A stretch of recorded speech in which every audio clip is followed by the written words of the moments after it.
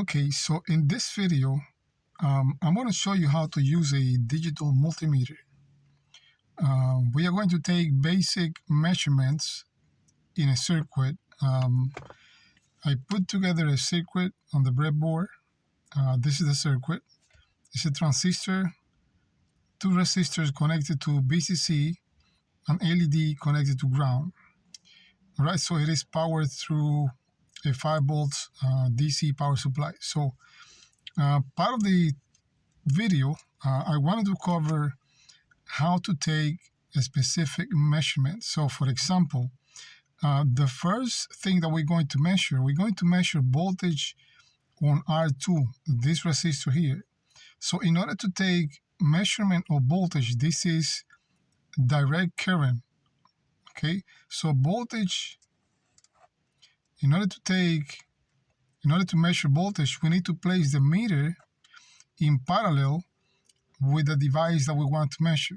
Okay, so that is the first thing. The next thing that we're going to do, we're going to move the range selector and place it on DC voltage. I hope you guys can see the display. Notice that I have a negative lead and a positive lead.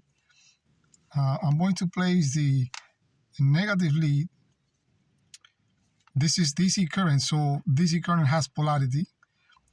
Right, so now the circuit it's on. So I'm going to place the negative lead on this side and the positive lead on this side. Okay, and the voltage across the resistor is 2 volts, 2.05 DC voltage. All right, so that is the first thing that I wanted to cover. If I wanted to measure a voltage across VCC, obviously now I need to take as reference the voltage across ground and VCC. Okay, so the meter needs to be placed across ground and VCC. The voltage is seen as a difference of potential between 2 points. So I'm going to place the meter on ground, the negative lead on ground, and the positive lead on VCC, and I have 5.05 volts. All right, so the next thing that I wanted to show you is how to measure current.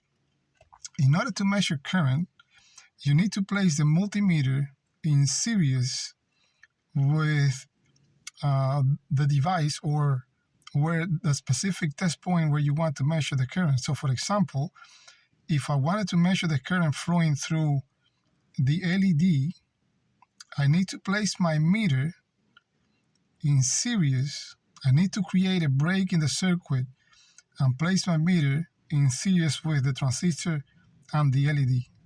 Okay, this is to measure current. So what I'm going to do, I'm going to lift one of the legs of the LED in order to create a break in the circuit, and I'm going to place my meter, the range selector, I'm going to place it in the ohms range. And I'm going to move the red lead and I'm going to place it on this connector where it says A for amps.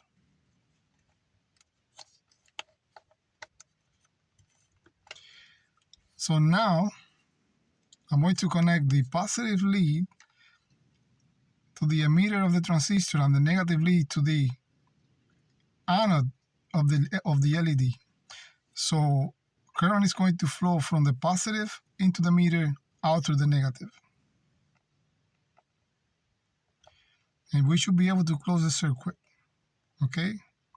And we have 0.021 amps or 21 milliamps is flowing through the LED. Okay, so that is very important. The next thing that I wanted to show you, I wanted to show you how to test for resistance. So I'm going to place the range selector on the resistance, and I'm going to move the lead back into the other connector.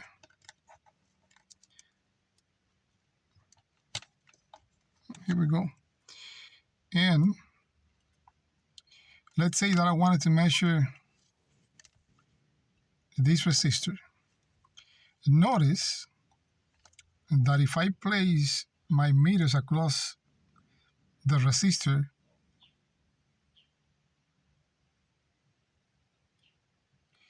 I'm getting a weird reading.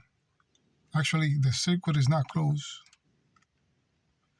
Okay, let's close the circuit. If I place my meter across the resistor, and notice that I'm not getting a reading, and the reason being is that I have current flowing through the circuit, through the resistor.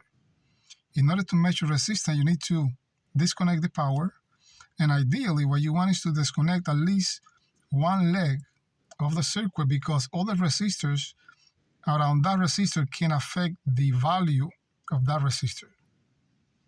Okay, so this one is 99 or 100 ohms. If I lift one leg up and take another measurement,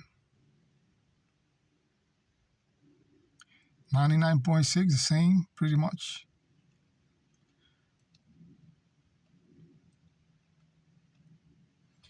Let me go ahead and place it back. Turn the voltage on. Next, I want to show you how to test for continuity. So if I hit on the select button, notice now that I have this symbol here. That means that I'm ready to test for continuity. Continuity is going to test that there is continuity between 2 points in the circuit. Notice if I touch the leads,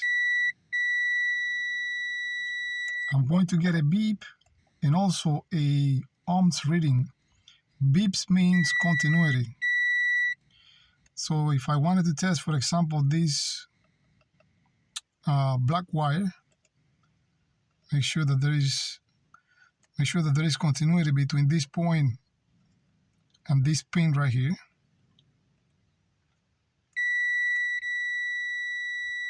Okay. Make sure there is no openings in the circuit. So next, I'm going to show you how to test a diode. That is the diode's reading. For that, I'm going to use this LED. Notice that the LED has one leg longer than the other one. This is the anode, this is the cathode. Anode is the positive side, and the negative side. So if I press the negative lead on the negative side and the positive on the positive side, I get 2.5 volts, which is the forward bias of the diode. And notice that the LED is on. Okay. So that is how you test an LED or a diode. If I reverse the polarity, it shouldn't be able to conduct electricity. So that is a way to test the diode. Let me go ahead and put it back. Let me go ahead and reverse the leads. And notice that I get an open circuit, open line.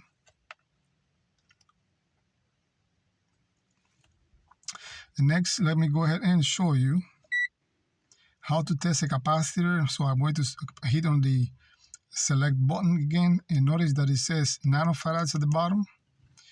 I should have a capacitor somewhere.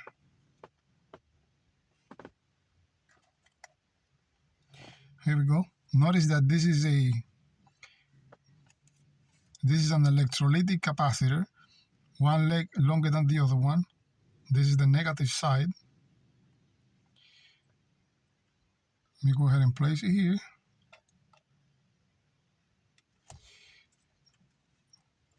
With the negative lead, I'm going to touch the negative side, and with the positive side.